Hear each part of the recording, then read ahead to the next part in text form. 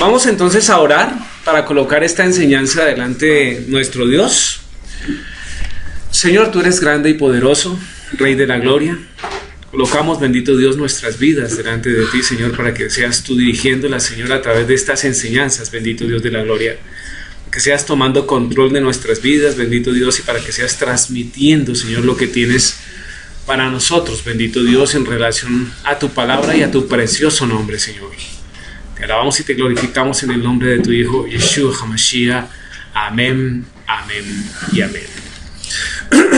Recordemos entonces que iniciamos un periodo sobre el estudio del nombre de Yeshua, ¿cierto?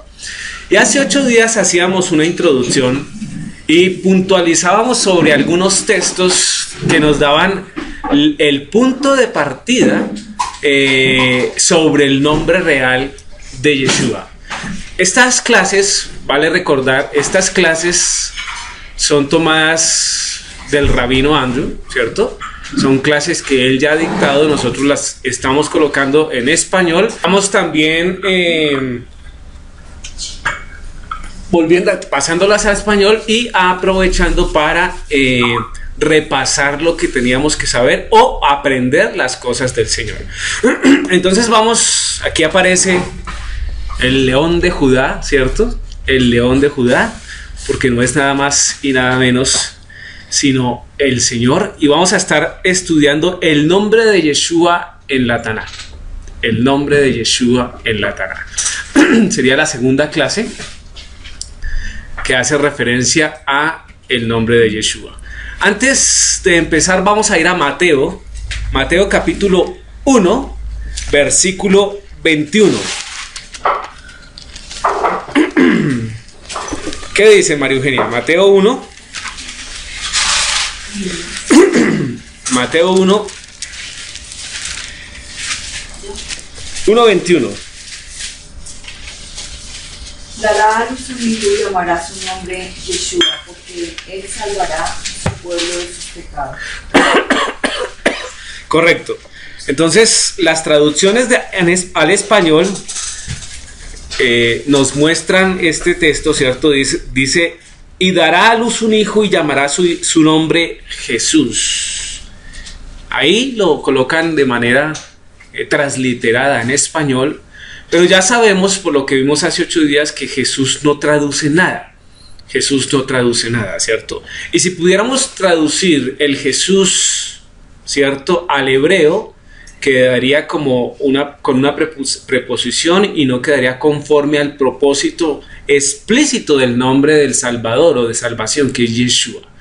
Entonces, esta es una mala traducción la que hacen ahí, porque su nombre es Yeshua, ¿sí? Continuamos entonces, dice,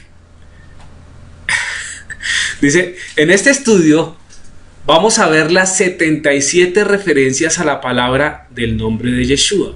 Al estudiar todas las referencias dibujaremos un cuadro increíble de la palabra de salvación, o la palabra salvación, que es Yeshua. También veremos por qué es tan importante llamarlo por su verdadero nombre. No se nos olvide que bajo ese nombre es que encontramos condición de salvación. Por eso es que debemos estar muy seguros y enfatizar en el verdadero nombre del Señor. Entonces aquí vamos a mirar esas 77 referencias. Vamos a tocar textos, pero también vamos a mirar definición de la palabra Yeshua, ¿cierto? La definición de la palabra Yeshua. Yeshua, como mirábamos hace 8 días, viene del hebreo 34:44. Repasemos. La primera definición tiene que ver con salvación, liberación. Salvación, liberación. ¿Salvación de qué? De nuestras vidas, ¿cierto? Salva nuestras vidas. La implicación de liberación del cautiverio, ¿cierto? Del pecado. Pero fíjense que también la traducción tiene que ver con bienestar. Y ciertamente, cuando recibimos a Yeshua y le seguimos y decidimos hacer o realizar su Torah, encontramos bienestar, que sería la segunda definición que encontramos ahí. Bienestar y prosperidad. Qué pena con ustedes,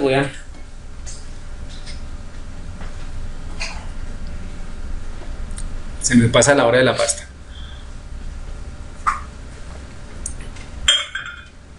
Prosperidad. La última referencia, número 3, de la definición de Yeshua es victoria.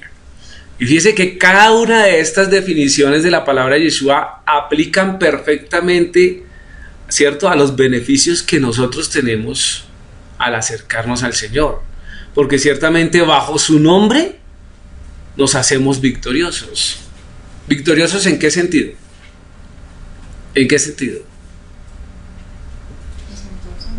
En absolutamente todo sentido. ¿Y todo sentido cuál es? En cualquier aspecto de nuestra vida. Por ejemplo, sacamos nuestra vida del cautiverio. Somos victoriosos sobre el pecado. Pero también somos victoriosos ¿sobre qué?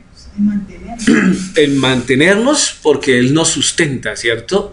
Y en cuanto a la vida eterna, también conseguimos victoria sustentados en Él. Entonces, esas definiciones son puntuales y claras y se evidencian en cada uno de los aspectos de nuestras vidas cuando decidimos seguir a Yeshua.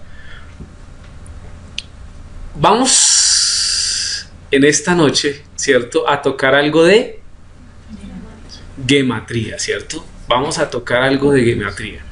No muy profundo, ¿sí? No muy profundo. ¿Qué entendemos por gematría?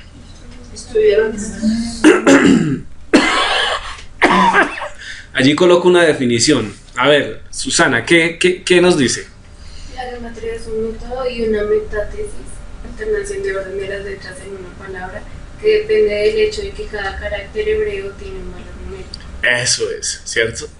Entonces enfatiza en que cada carácter del alfabeto hebreo tiene un valor numérico, y ese valor numérico tiene un significado. El idioma hebreo no es como los demás idiomas. Nosotros tenemos letras, pero también tenemos números. El idioma hebreo no. El idioma hebreo, cada letra corresponde a un número diferente. Funcionan para las palabras, pero también funcionan para los números o la posibilidad de contar o realizar situación de cuantitativa, de contar, ¿cierto? Es como decir que así como se dice que la matemática es exacta, la palabra de Dios también. Sí. Porque ellos utilizan la gematría desde el punto de vista espiritual y matemático para hacer ciertas cosas. Ok, y es perfecta. El hebreo es perfecto, por eso decimos, Dios otorgó su palabra ¿en qué idioma? En hebreo. Luego entonces el hebreo es una lengua como ninguna otra. Es la lengua perfecta del Señor. Por eso tenemos la posibilidad de estudiar y de mirar cuántas situaciones tan detalladas se presentan en el desarrollo del estudio del mismo hebreo. En español no alcanzamos a saborear las cosas que encontramos en la palabra hebrea, ¿sí? Sin embargo, damos gracias a Dios porque hombres se dedicaron a traducir las palabras del hebreo al español y las podemos entender. Pero para una comprensión precisa se requiere de enfatizar o puntualizar en lo que conocemos como el idioma hebreo. Muy bien, Yeshua, ahí está. Su nombre tiene 7 puntos y de por sí el número 7 se sabe que es ¿qué? Perfección. Esto lo mirábamos hace 8 días también. ¿Cuáles son los 7 puntos que podríamos ver en el nombre de Yeshua? Ya se ve en el nombre escrito en hebreo. Entonces son los que realmente aparecen acá encima de cada una de las letras. Las puntas que están en la parte superior, mire, contemos 1, 2, 3, 4, 5, 6 y 7. ¿Sí las alcanzamos a ver? Esas 7 puntas o 7 puntos, que son la parte superior de la construcción de las letras, implican la perfección en sí en el mismo nombre de Yeshua. Por eso es que no podría ser Yehoshua o cualquier otro nombre diferente a este, sino que funciona con Yeshua. El moto, mire lo que dice, ayúdeme a leer ahí. ¿Alcanza a ver, Laura? Por favor. El alfabeto hebreo se da un número asignado, comenzando con 1 para Aleph, 2 para Bet y así sucesivamente. La décima letra Yod es numéricamente equivalente a 10 y las letras sucesivas a 20, 30, 40 y así sucesivamente. La letra Kaf cerca del final del alfabeto igual a 100 y la última letra Tav equivale a 400. Este método se denomina a veces Rajid. Usando este método simplemente agrega cada letra de una determinada palabra o frase para determinar su valor numérico. Eso es. Entonces, cada palabra tiene un valor numérico dentro del idioma hebreo. Y ese valor numérico en sí produce otro significado de la misma palabra. Porque es perfecto. Vamos a tratar de explicarlo más adelante en relación al nombre del Señor. Aquí está la definición del alfabeto: Aleph, Beit, Gimel, Dalet, Hei, Bat y así sucesivamente. Fíjense que cada una de estas tiene un valor numérico, empezando por el Aleph, que es el número 1, ¿sí? Pero si miramos el Tav, es el 400. Entonces lo que se decía es que las 9 primeras letras van de 1 a 9, ¿cierto? Hasta llegar a la Yod, que es la 10. Y de ahí en adelante sigue 20, 30, 40, 50, 60, 70, 80, 90, 100, 200, 300 y 400. A ver, si quisiéramos decir o colocar el número en hebreo 87, ¿cuál sería la combinación? ¿Cuál? Esta que es la Pei, ¿cierto? Y la 7. Y la 7 que es y no, ¿cómo se llama? No sé, creo que la Jin. ¿Listo? Entonces, no, la Jin es esta. Pero sí la combinación de esas dos letras, ¿cierto? Entonces, si quisiéramos decir 405, La última. que es la Tab, ¿cierto? Y el 5, que es la ¿qué? La Hate. Hate. Listo. Es la Hate. No, es la Hate. Ahí está. Listo. Y así sucesivamente para construir todos los números. Y también de millones. ¿Cómo sería 1000? Pues podría coger... La sumatoria. Correcto, la sumatoria que me dé 1000, ¿cierto?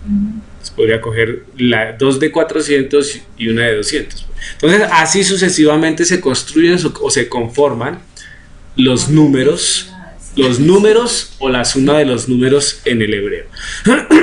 Muy bien, su nombre tiene 7 puntos, ya lo miramos. Ejemplo, el valor de la palabra Shalom, que corresponde a las letras Shin, Lamed, Bat y Men, ¿cierto?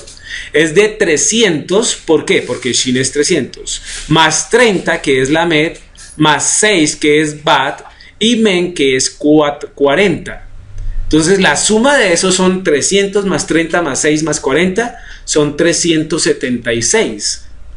El valor numérico de la palabra Shalom, ¿sí? Dice el valor del nombre Yeh, Hei, Bat, Hei, ¿cierto? Sí, es Yod, Hei, Bat, Hei, y es 10, 5, 6 y 5, correspondiente a cada uno. Yod, que es el número 10, Hei, que es el número 5, Bat, que es el número 6, y otra vez Hei, que es el número 5. Y la sumatoria es 26. El valor numérico del Señor es 26, ¿sí? Entonces, del nombre del Padre, sí, del nombre del Padre. Ahí hay una nota. En el método Mispar Mutzafi, ¿cierto? El valor de una palabra o frase es el valor estándar de la gematría más el número de letra en la palabra o frase. Por ejemplo, el valor de la palabra shalom es el mismo de arriba, ¿cierto? Que es 336 y 40, ¿sí? Pero se le suma el número de letras. ¿Cuántas letras tiene shalom? Tiene 4 letras, ¿sí? Entonces, en lugar de 376 más 4, que es el número de letras de composición en la palabra, porque ¿cuáles son? Son Shin, Lamed, Bat y Men, 4. Entonces, el número de las letras más el número, la cantidad de letras, eso suma 380. Otro ejemplo es el valor del nombre de Yod Hei Bat Hei, ¿cierto? Que es el nombre del Señor, ¿cierto? Entonces, ¿cuántas letras tiene? Pues 1, 2, 3, 4. Entonces se le suma al Yod, al Hei, al Bat y al Hei, se le suma otra vez 4. Entonces ya no daría 26, sino que daría 30. ¿Se entiende? Pero no nos vamos a meter en ese enredo, solo vamos a tomar el número estándar, ¿cierto? Pero pues ahí lo colocamos para mostrar que hay otra manera de combinar esa situación numérica. Bien, vamos a mirar cada letra del Señor, ¿sí? Cada letra de Yeshua. Y vamos a empezar por la Yod. La letra Yod tiene valor numérico, ¿qué? 10. La Shin tiene valor numérico 300. La Ba tiene valor numérico 6. Y Ayin tiene el número 70. ¿Sí? Entonces son 386. Ahora, dice 386, la palabra 386 en hebreo, porque de esta construcción, ¿sí? ¿Cierto? Vamos a mirar el equivalente en la palabra compuesta o para el número o el diccionario Strong, ¿cierto? Que es 386. Y la palabra que es del hebreo 386 es Eitan, ¿cierto? Y esa palabra traduce constante, permanencia, perpetua, perenne, siempre, fluyente, cada vez que fluye de una corriente permanente, duradera y figurativa. Estamos hablando del nombre de Yeshua, de las letras que componen el nombre de Yeshua. ¿Se entiende? ¿Sí? Porque ahí tenemos la Yod, la Shin, la Bat y la Yin, que son las letras que componen el nombre de Yeshua. El valor numérico del nombre de Yeshua es 386. Y cuando uno va a mirar la palabra construida para 386 en la categoría del hebreo o del diccionario de hebreo, corresponde a la palabra Eitan, ¿cierto? Que significa constante, permanencia, perpetua, perenne, siempre, fluyente. Y eso justamente es lo que es Yeshua, ¿cierto? Ha estado continuamente, ¿cierto? Ha estado constantemente. Podemos leer en toda la Biblia, podemos leer o podemos ver, ¿cierto? Podemos notar la presencia del Señor Yeshua. En el Antiguo Testamento, ¿dónde se nota la presencia de Yeshua? ¿Hay alguien ahí que dice? Víctor, dice ese mismo valor dividido en 2, paréntesis 13 es el valor del amor, 13 amor, 26 es el del eterno. Dos personas juntas hacen amor, por eso el Padre es amor, dicen las Escrituras. Muy bien, Víctor. Tuve una clase de matrimonio. Muy bien, gracias por recordar eso, Víctor. ¿Cierto? Entonces, volvamos acá. Cuando miramos en el Antiguo Testamento, ¿podemos evidenciar la presencia de Yeshua en el Antiguo Testamento? Maru. ¿Podemos evidenciar la presencia de Yeshua en el Antiguo Testamento? A ver, los del Sky. ¿Dónde?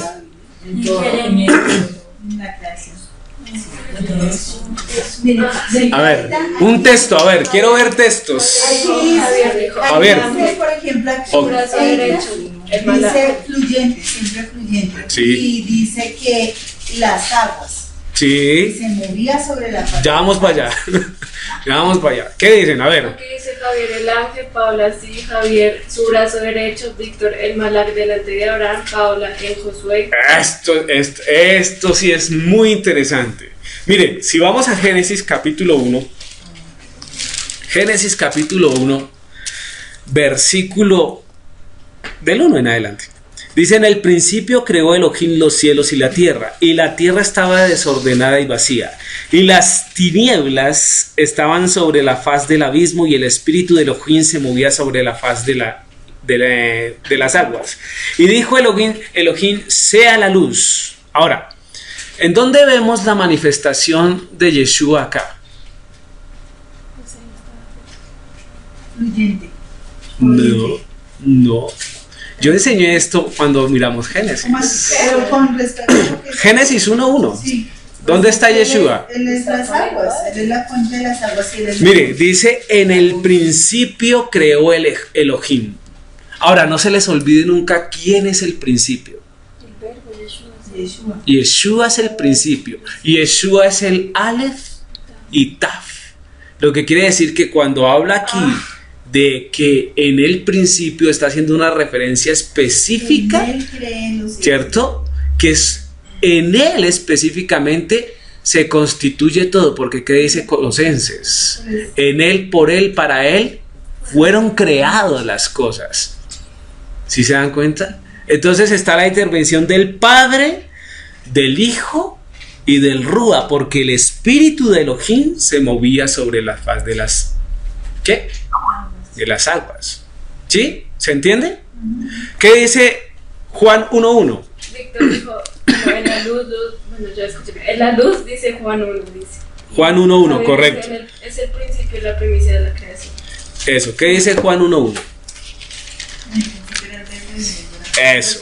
Y mire lo que dice Juan 1:1, que es el versículo que nosotros hemos conocido desde los primeros pasos en el cristianismo, ¿cierto? ¿Sí? Dice: en el principio era el verbo. Se dan cuenta que en el principio vuelve a mencionarse el estado original, ¿cierto? Era el verbo, y el verbo era con Elohim, y el verbo era Elohim. Así que tanto este verso como en Génesis capítulo 1 se ve presente a Yeshua. Pero además, ¿en dónde más? En todo lado. La aparición de los ante Abraham, ¿se acuerdan? Capítulo ¿qué? De Génesis. Capítulo 18. Muy bien, Gabriela. Capítulo 18 del Génesis. Entonces ahí dice que Abraham se arrodilló delante, ¿cierto?, de los tres varones. Uno era Yeshua. Entonces ahí vemos. ¿Qué tal a Josué, como decían allí? El ángel que se le apareció a Josué. ¿Cuáles son los nombres de él? Admirable, ¿cierto? Nombre sobre todo. Entonces fíjese que en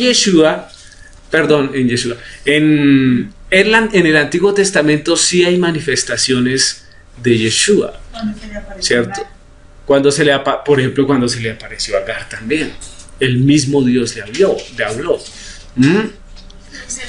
¿Qué dice Zacarías 2:3? A ver. Espere a ver, porque es que uno podría recorrer aquí Zacarías. No sé, que se me perdió el libro de Zacarías. Zacarías capítulo, a ver si es 2 o 3. A ver. Zacarías capítulo 3, versículos 1 y 2. Dice, a ver, ¿qué dice? A ver, Lina, por favor. Zacarías capítulo 3, del 1 al 2. ¿Qué dice?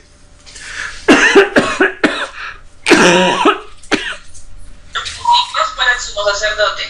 Entonces me mostró a Josué, el sumo sacerdote, que estaba de pie ante el ángel del Señor, y a Satanás, que estaba a su mano derecha, parte del acusador. El ángel del Señor le dijo a Satanás: que te reprenda el Señor, que ha escogido a Jerusalén. Que el Señor te reprenda, Satanás. ¿Acaso no es este hombre un tizón rescatado del fuego? Eso es. Fíjese cómo traduce interesante esa Biblia, ¿no? Reina Valera dice lo siguiente en el versículo 2. Y dijo Jehová a Satán, ¿cierto? Jehová te reprenda, oh Satanás. Jehová que ha escogido a Jerusalén te reprenda. ¿No es este un tizón arrebatado del incendio? Entonces se ve claramente que quien está hablando es el ángel del Señor, o sea, Yeshua. Porque Reina Valera dice, y dijo Jehová a Satanás, Jehová te reprenda. Hay que tener cuidado con las nuevas versiones porque en lugar de decir Jehová, dicen el Señor. Entonces la primera pregunta que nos tendríamos que hacer es, bueno, ¿cuál Señor? Es que es tan fácil decirle Señor a cualquiera. Entonces se ha como desarrollado en las nuevas versiones cambiar el nombre del Señor por el Señor, el nombre de Jehová. Paola escribió en el 72, Braulio escribió en Éxodo y Braulio también dijo en Hebreo 181, un tizón, una marca real. Javier escribió Éxodo 23, 21. Presta atención a él, escucha lo que dice y no le eso, amén. Esa gente muy bien. Oiga, ¿quién es su pastor? Muy bien. Dice, entonces, volvamos otra vez. El Hebreo 3:86, ¿cierto? Entonces, Eitan, constante. Yeshua ha sido constante. Permanentemente ha estado con nosotros de una manera perpetua a través de la historia. ¿Quién dijo? ¿Lo colgaste? Sí, ¿a quién? ¿Quién dijo? ¿El Señor es mi pastor? Sí, todo. Nadie me dijo, no hacía así. Es que... Con Susana.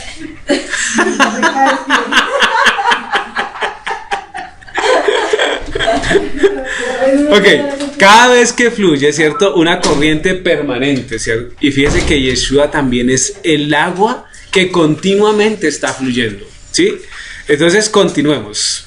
Ahora sí miremos detenidamente cada una de las letras, empezando por Yod.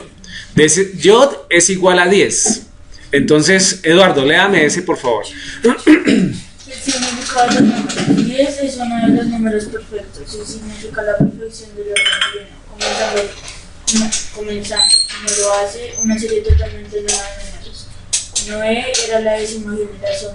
Noé completó la edad antediluviana en la 10ª generación. Adán, Set, Enos, Cainán, Mahalalel, Jared, Enoch, Matusalén, la media. Muy bien.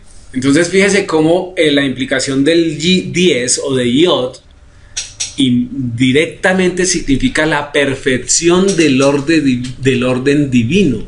¿Por qué decimos que la perfección del orden divino? Porque sus decretos y estatutos fueron consagrados en los 10 mandamientos, las 10 ordenanzas. Y de ahí se desprende todas las 613, ¿cierto? Que obedecen, ¿sí?, a seguir a nuestro Señor.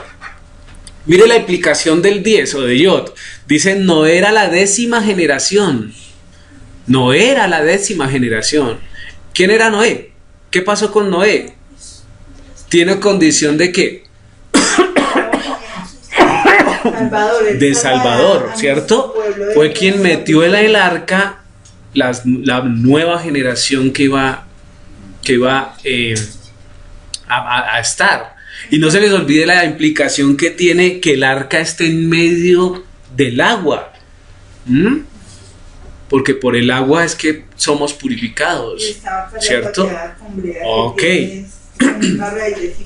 Muy bien, sobre eso pueden mirar el estudio de Génesis capítulo 6, que ya está en el video, ¿cierto? Ahí podemos profundizar sobre eso. No era la 10ª generación. Noé completó la edad antes del diluvio, antediluviana, ¿cierto? En la 10ª generación, y ahí están los nombres de los que participaron. Pero ya vimos, pero vamos a recordar, ¿cierto? ¿Qué pasa? Ok, entonces mire acá. Aquí vamos a mirar los nombres, ¿cierto? De esta lista de 10 hombres que representan una cosa importantísima en relación al mensaje del Señor. Dice Adán, el significado de Adán es hombre. El significado de Set es determinado. El significado de Enoc es mortal.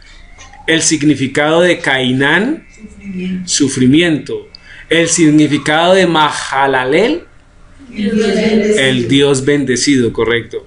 Y el significado de Jared, bajará.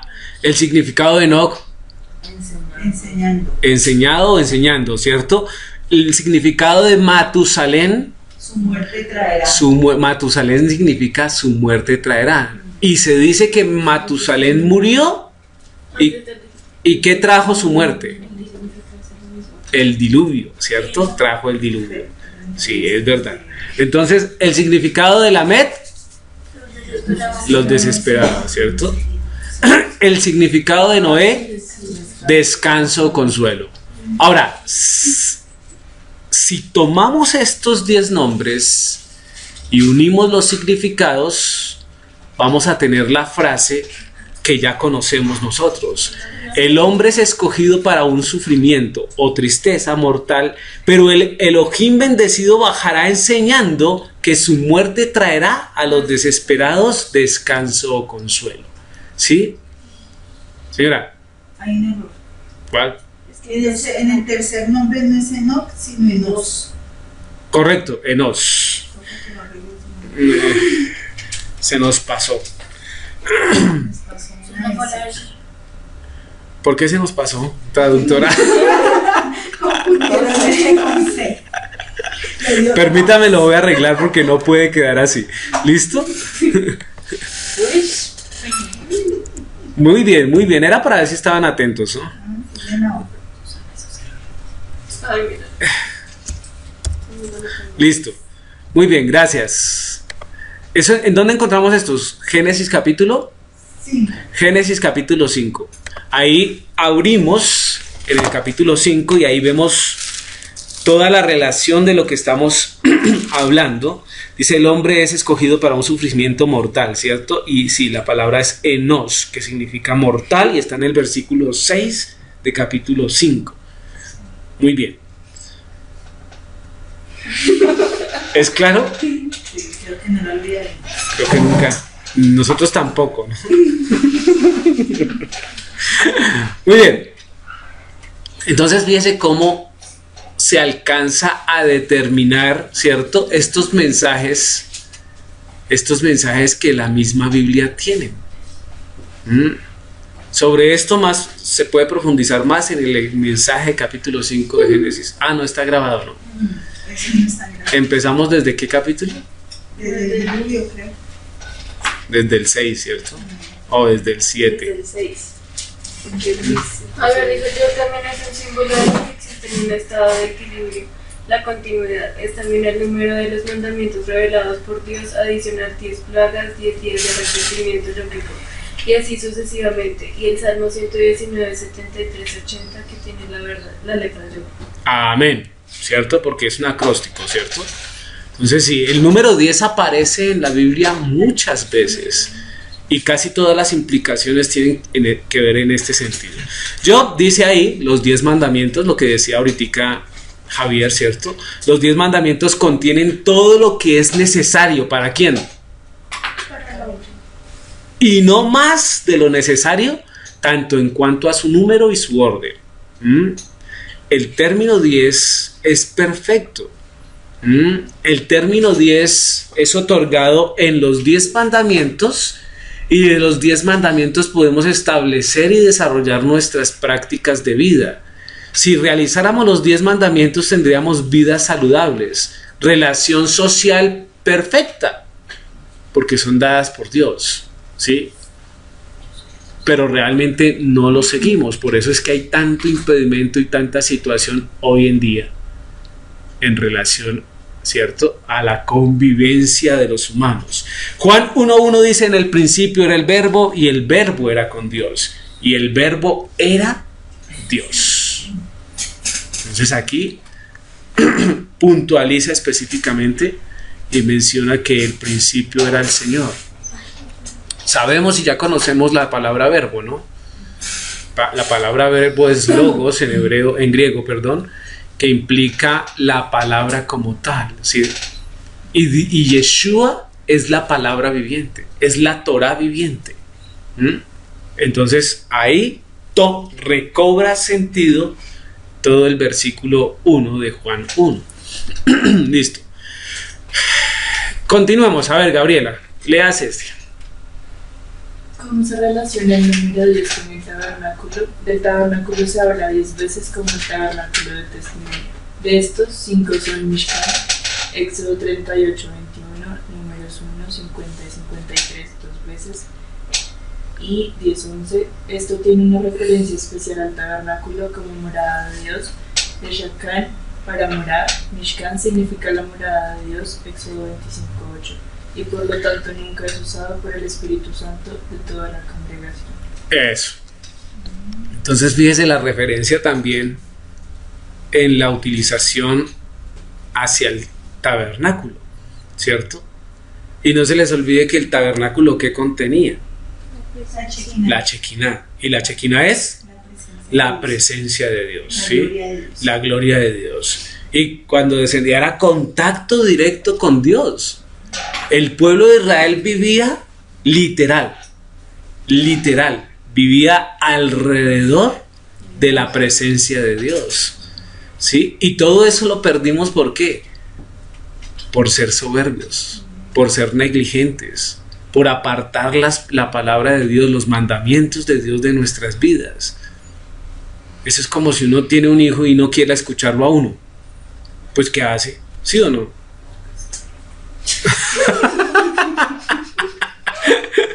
¿Qué haría?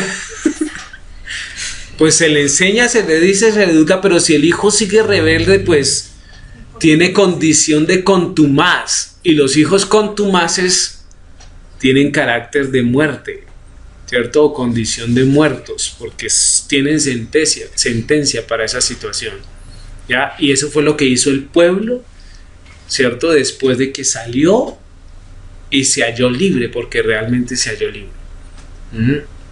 Eso es una enseñanza profunda en relación a que cuando estamos sometidos a la esclavitud anhelamos libertad. Dios nos da libertad, ¿cierto? Y queremos ser esclavos. Por eso es que no se come el marrano, porque el marrano mantiene, así se bañe, nuevamente mantiene en la lavaza. Se vuelve a su cochinada, ¿cierto? Y el hombre es parecido, se revuelca en la cochinada. Igual que el marrano goza de la cochinada. Entonces, ahí está. Continuemos. A ver, ¿qué dice ahí, Liz? Los otros 5 son Ohel, número 17, 7, 8, 10, 18, 2 y segunda de Crónicas 24, 6. Ohel significa simplemente una tienda de campaña y tiene una referencia especial al lugar de reunión de la gente por cita o en las estaciones designadas. Esta es la palabra que es usada por el Espíritu Santo en la tienda de la congregación. Eso es. Entonces implica la presencia específica del Espíritu Santo sobre la tienda de la congregación, ¿no? Porque realmente eso es el tabernáculo, un lugar de congregación, de congregar. Miremos ahora la Shin. La Shin tiene número o valor numérico 300. La letra Shin, acordémonos cuando mirábamos el palo hebreo, ¿cierto? ¿Qué representaba? ¿Se acuerdan que parecían los dientes de un conejo? ¿Sí? Eso es. Entonces precisamente tiene que ver con los dientes. Algunos dicen que los dientes brillan, pero el rostro brilla, ¿cierto? Cuando está lleno de alegría y paz y el espíritu separado. Una sonrisa llena hace que los dientes se muestren. Sí. ¿Son importantes los dientes? Claro que sí. Claro que son importantes los dientes. Porque permiten revelar o mostrar toda la alegría que el Señor nos otorga. No por nada el mandamiento de estar gozosos continuamente. Luego, si no estamos gozosos continuamente, vamos en contra de la voluntad de Dios. Una vida amarguetas incomoda a Dios. ¿Sí? Una vida orgullosa, ¿cierto? Y rotundamente sumergida en el odio o en la rabia, incomoda a Dios. Génesis 49, 11 y 12. Entonces, a ver, Gladitos, por favor, Génesis 49, 11 y 12.